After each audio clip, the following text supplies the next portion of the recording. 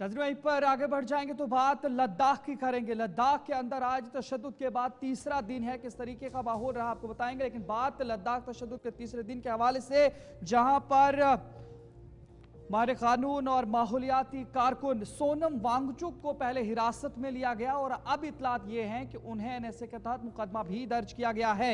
लेह में इंटरनेट खिदमात मुअत्तल कर दी गई हैं और इस हवाले से आपको बता दें, जहां पर लेह में जगह जगह सिक्योरिटी फोर्सेज की तैनाती बताई गई है, लेकिन वहीं पर करगिल के अंदर भी इस तरीके के हालात ना बने, इस हवाले से हसास मकामात के अंदर इस तरीके से कानून नाफिज करने वाले इदारों की जानिब से पाबंदियां आयद कर दी गई हैं। आपको बता दें, लद्दाख की सियासत में आज उस वक्त दोबारा गर्माहट देखने को मिली जब माहौलियाती कारकुन सोनम वांगचुक को पुलिस ने पूछताछ के लिए अपने साथ लिया और अब इतला यह है कि उनके ऊपर एनएसए के तहत मुकदमा दर्ज कर लिया गया है, जिसके फौरन बाद इंतजामिया एहतियातन मोबाइल इंटरनेट की रफ्तार में भी कमी लाई गई है। इलाके के अंदर जो लेह का इलाका है वहां पर इंटरनेट खिदमात को फिलहाल मुअत्तल कर दिया गया है और जो स्पीड रहती है 4G या 5G उसे कम करके, उसकी रफ्तार को बहुत कम करके उसे बहुत ज़्यादा नीचे कर दिया है। और उसके बाद आपको बता दें, ये बात काबिल जिक्र है कि सोनम वांगचुक ने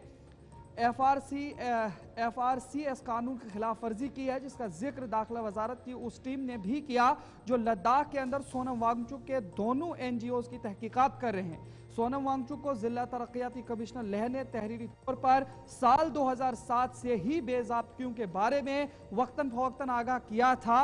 ताहम लेह में कशीदा हालात के पेश नज़र आज भी सख्त सिक्योरिटी मुहसरा रहा और इलाके में अमन व शांति को बरकरार रखने के लिए हसास मकामात पर सिक्योरिटी दस्ते भी तैनात रखे गए। और ये तस्वीर आपके सामने कि लद्दाख के अंदर किस तरीके की सूरत हाल थी। उसके बाद आज जो तीसरा दिन रहा, आज भी लेह के अंदर जिस तरीके से कर्फ्यू नाफिज रहा, BNSS की दफा 163 इलाके के अंदर नाफिज रही, सिक्योरिटी दस्ते हसास मकामात पर देखे गए, 4 से ज्यादा लोगों को एक जगह जमा होने पर पाबंदी रखी गई। लेकिन इतलात ये भी हैं कि करगिल के अंदर भी कुछ इस तरीके से ही कानून नाफिज करने वाले इदारों की जानिब से पाबंदियां लगा दी गई हैं।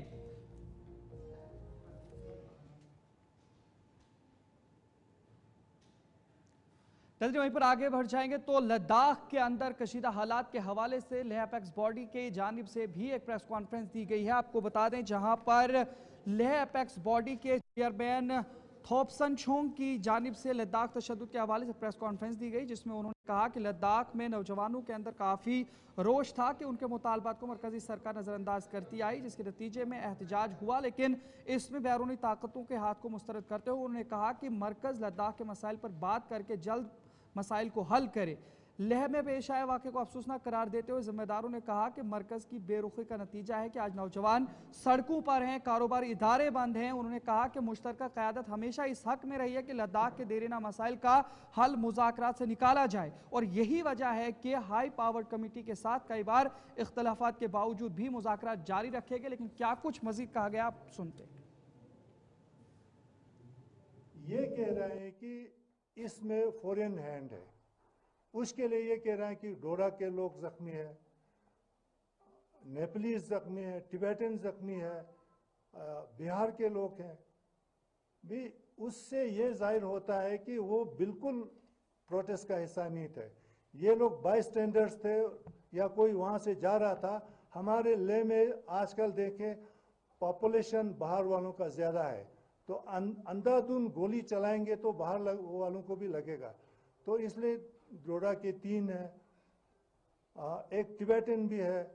ये लोग बिल्कुल प्रोटेस्ट का हिस्सा नहीं थे, बाई स्टैंडर्ड्स थे। इससे ये लगता है कि अंधाधुंध फायरिंग हुआ है। और कुछ लोगों का ये कहना है कि हाँ, हमारे LG साहब का कहना है कि इसमें फॉरेन हैंड था। और कुछ लोग सोनम वांगचुक के ऊपर इल्ज़ाम लगा रहे हैं कि सोनम वांगचुक ने इनको भड़काया। कुछ लोग ये कह रहे हैं कि कांग्रेस पार्टी ने भड़काया इनको। अब कौन सी बात सही है? हमारे हिसाब से ये बिल्कुल नरेटिव जो है बिल्कुल गलत है। जो भी हुआ, ये लोग इनके जेन्युइन डिमांड्स हैं। जब उन्होंने देखा कि गवर्नमेंट बिल्कुल सीरियस नहीं है, डेट जो है बहुत लंबा दिया था, इसके ऊपर बहुत गुस्सा था लोगों को। और ये अनएम्प्लॉयड यूथ थे, फ्रस्ट्रेटेड यूथ थे और ये गरीब लोग थे।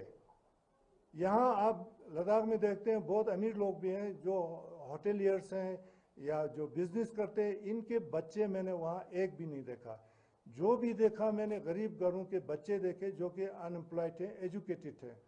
तो ये जो है इसको हम कोई नाम देना नहीं चाहते हैं, लेकिन जो भी हुआ ये जवानों का गुस्सा था और इनकी जो उनको जो सुनने वाला कोई नहीं है उसको वो लोग वायलेंस के थ्रू बताना चाहते थे।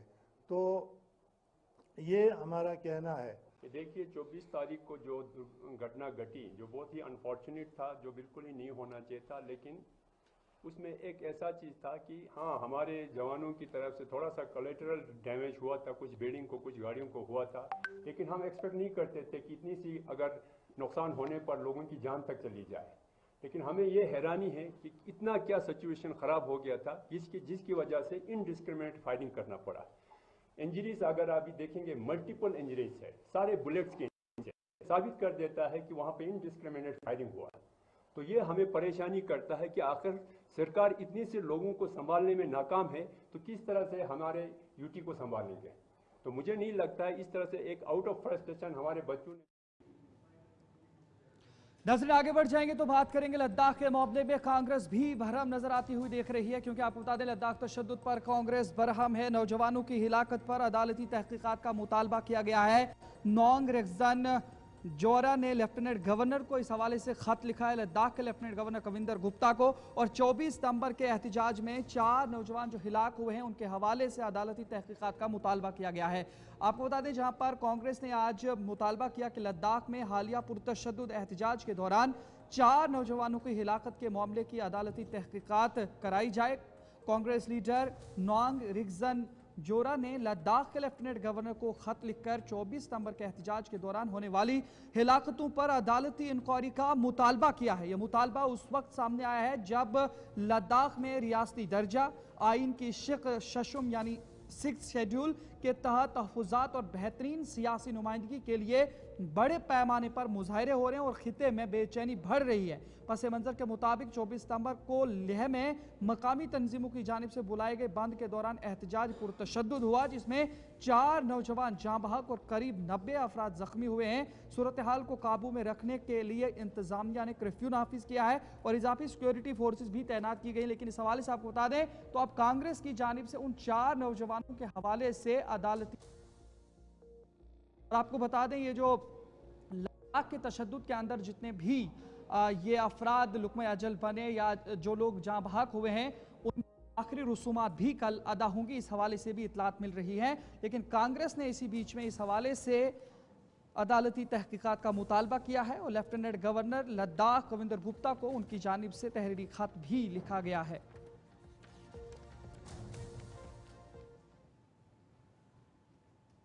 नजर इस हवाले से आगे बढ़ जाएंगे तो बात वज़ीर आला उमर अब्दुल्ला की भी करेंगे, क्योंकि वज़ीर आला उमर अब्दुल्ला की जानिब से भी लद्दाख के तशद्दुद मामलात पर एक प्रेस कॉन्फ्रेंस और एक रद्द-ए-अमल आज फिर से दिया गया है। ताहम बात करें तो LOP जम्मू कश्मीर जो हिज़्ब इख्तिलाफ के लीडर है सुनील शर्मा, उनकी जानिब से दिए गए बयान पर उन्होंने रद्द-ए-अमल जाहिर किया और वज़ीर आला उमर अब्दुल्ला ने भी लद्दाख में मौजूदा हालात पर रद्द-ए-अमल देते हुए कहा कि जब कसूर BJP का हो तो उन्हें आदत है कि कसूरवार किसी और को ठहरा देते हैं, और ये सारी बातें उन्होंने दब्बे अल्फाज में कही। उन्होंने LOP सुनील शर्मा के बयान पर रद्द-ए-अमल देते हुए कहा कि उमर अब्दुल्ला लद्दाख के LG तो नहीं है, वहाँ के कानूनी इदारे जिसके कंट्रोलर इख्तियार में हैं उन्हें जवाबदेह बना दिया जाना चाहिए। क्या कुछ कहा सुनते।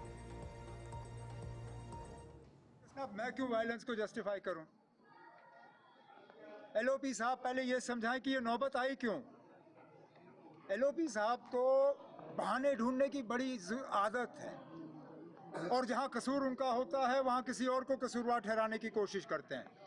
मैं लद्दाख का LG नहीं हूं, लद्दाख की सिक्योरिटी मेरी जिम्मेदारी नहीं है, ना मैंने कहीं पे लद्दाख के वायलेंस को जस्टिफाई किया।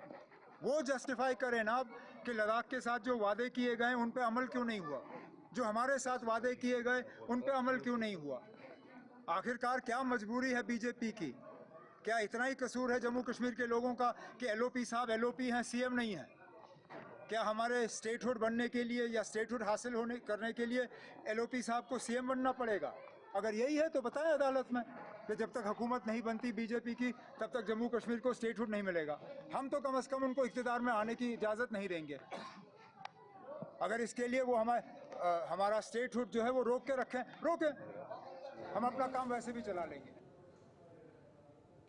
नाज़रीन, इसी तरीके से बात करेंगे तो जम्मू कश्मीर प्रदेश कांग्रेस कमेटी और खासकर जम्मू कश्मीर कांग्रेस लीडर, एक सीनियर लीडर गुलाम अहमद मीर की जानिब से भी लद्दाख के मामले पर रद्द-ए-अमल दिया गया है। आपको बता दें, जहां पर कांग्रेस के सीनियर लीडर जीए मीर ने भी लद्दाख में नामसाइब हालात के पेश नजर रद्द-ए-अमल जाहिर किया है, जिसमें उन्होंने कहा कि लद्दाख में हालात खराब होने के पीछे वजह सिर्फ एक है कि वहां के लोगों के देरीना मसाइल को मरकज की जानिब से नजरअंदाज किया गया।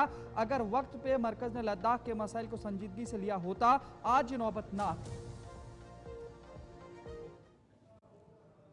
सोनम वांगचुक को फॉरेन फंडिंग के लिए परमिशन भी एनडीए सरकार ने ही दिया, यूनियन होम मिनिस्ट्री ने दिया है।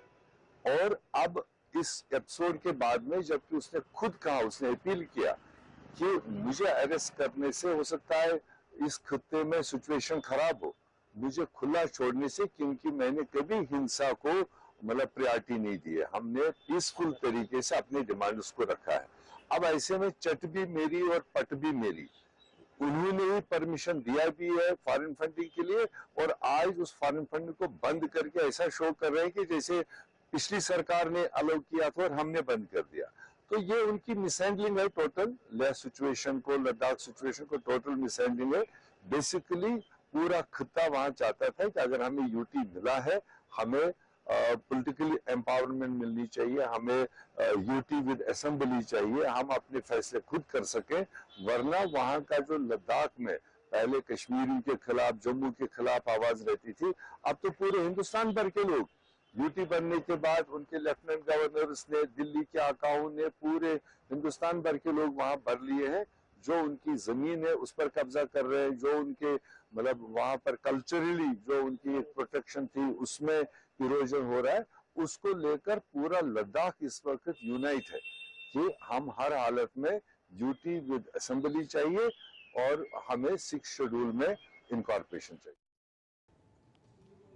नजर वहीं पर बात करेंगे, जम्मू कश्मीर के लेफ्टिनेंट गवर्नर की जानिब से आज एक अहम मीटिंग की सदारत की गई है। आपको बता दें, जहां पर एलजी मनोज सिन्हा की सदारत में एक अहम मीटिंग मुनाकिद हुई है और जम्मू कश्मीर की सिक्योरिटी सूरत हाल का आज जायजा लिया गया है। मिलिटेंसी को ख़त्म करने के लिए भी कार्रवाई तेज़ करने पर जोर दिया गया है।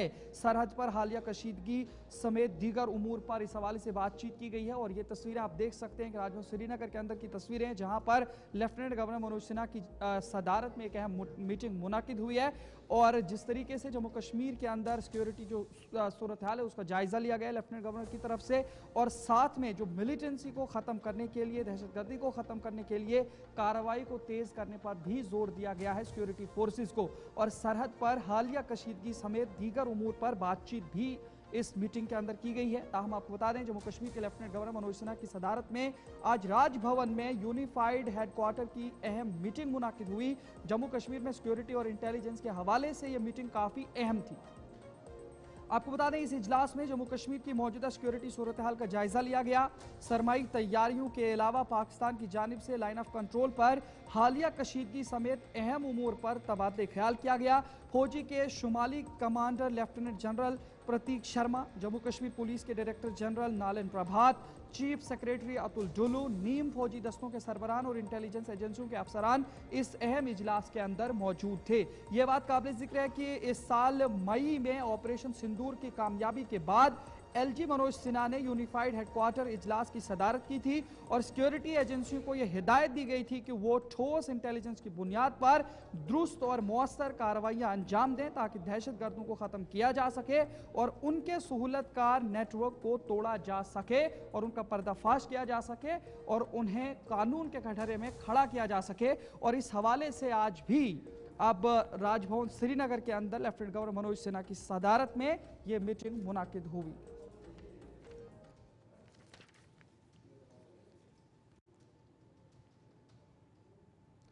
नाज़रीन, वहीं पर बात करेंगे, आज जुमा का दिन था और इस हवाले से मीर वाइज मौलवी उमर फारूक के हवाले से आपको बताने की कोशिश करेंगे, जहां पर मीर वाइज मौलवी मोहम्मद उमर फारूक ने कहा कि पुलिस ने उन्हें इस हवाले से बताया था कि आज फिर मुसलसल तीसरे जुमा उन्हें घर में नज़रबंद रखा गया और जामे मस्जिद जाने की इजाज़त नहीं दी गई। उन्होंने सोशल मीडिया एक्स पर सवाल उठाते हुए कहा कि कौन सा कानून ऐसी कार्रवाई की इजाज़त देता है जो बुनियादी हुकूक पर हमला करे और इबादत को जुर्म में बदल दे।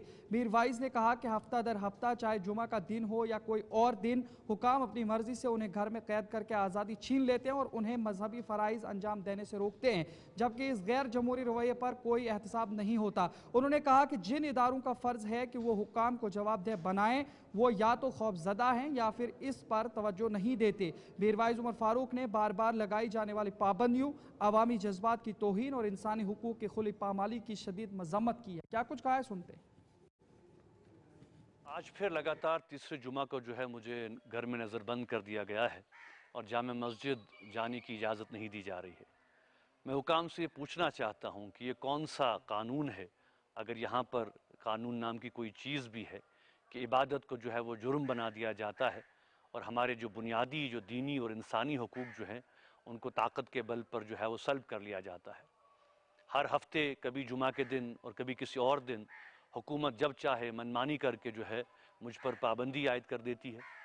मैं उनसे ये पूछना चाहता हूँ कि वो आखिर किस बात से खौफजदा है। कल भी जो है उलमा काउंसिल का हमारा एक इजलास था जिसको ताकत के बल पर जो है वो नाकाम बना दिया गया।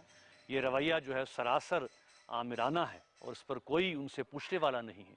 बदकिस्मती है कि जो इदारे और अफराद आवाम की नुमाइंदगी का दावा करते हैं, उनका फ़र्ज़ था कि वो इन ज़्यादतियों पर सवाल उठाते, मगर वो तो या खामोश हो गए हैं या फिर डरते हैं। ये न सिर्फ मेरे साथ ज़्यादती है बल्कि हमारे जो दीनी फ़राइज़ और जज्बात हैं उनके साथ सरासर जो है वो खिलवाड़ किया जा रहा है।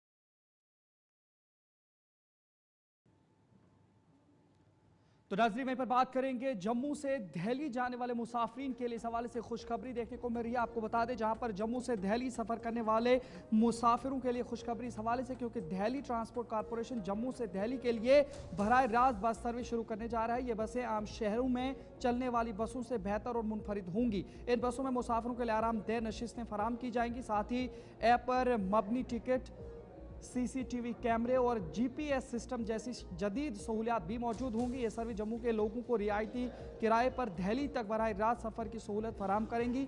इस हवाले से आपको बता दें, तकरीबन 2-2.5 कबल सीएनजी सहूलत न मिलने के सबब दिल्ली म्यूनसिपल कॉरपोरेशन ने कई रियासतों में ये सर्विस बंद कर दी थी, जो अब दोबारा शुरू की जा रही है। इन बसों के आगाज़ से न सिर्फ मुसाफिरों को सहूलत मिलेगी बल्कि आलूदगी में इजाफे को भी रोकने में मदद मिल सकती है। आपको बता जम्मू से दिल्ली जाने का सफर अब और भी आसान होगा। दिल्ली परिवहन निगम बस सेवा शुरू करने जा रहा है।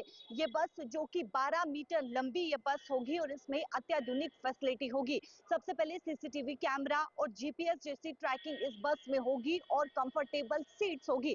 सबसे अहम इसमें जम्मू कश्मीर के लोगों के लिए राहत ये है कि इसका किराया सबसे कम होगा। यानी कि ये सीएनजी वाली बस जो कि अब शुरू होने जा रही है, 2 दशकों के बाद इस बस सेवा को शुरू करने जा रही है। इस बस की बात करें तो करीबन बताया जा रहा है कि 6 राज्यों समेत 17 शहरों में इस बस सेवा को शुरू किया जाएगा। यानी कि जम्मू भी जो है वो इसमें शामिल है और अब जम्मू कश्मीर के लोग इस बस सेवा का आनंद उठा पाएंगे। इस बस की बात करें तो सबसे लोकप्रिय ये बस थी, लेकिन कहीं न कहीं इस बस को बंद कर दिया गया। कारण इसके पीछे का ये था कि सीएनजी बाहरी राज्यों में जो है वो यानी कि जहां पर ये बस चलती थी उन राज्यों में उपलब्ध नहीं था, जिसके चलते इसे धीरे धीरे बंद कर दिया गया। लेकिन अब मीटिंग के बाद जो है वो हरी झंडी दिखाई गई है और अब इस बस सेवा को जल्द ही शुरू किया जाएगा। और ये बस जो कि करीबन बताया जा रहा है कि 6 राज्यों और 17 शहरों में होगी, जो कि ये 100 बसें होगी और 12 मीटर की लंबी बसें होगी। जम्मू कश्मीर के लोगों के लिए जो है वो बेहद ही आरामदायक बस रहने वाली है और इसका किराया कम रहेगा। जम्मू कश्मीर के लोग जो है वो इस बस का आनंद उठाएंगे, क्योंकि 2 दशक पहले भी इस बस को काफी ज्यादा पसंद किया जाता था। कैमरा पर्सन संजय के साथ शिल्पा शर्मा, जम्मू। तो चले नाज़रीन, न्यूज़ एट 6 आप देख रहे थे प्रोग्राम। अपने मेज़बान इद्रीस फलाई को इजाज़त दीजिए। देखते रहिए गुलिस्तान न्यूज़। अल्लाह निगहबान।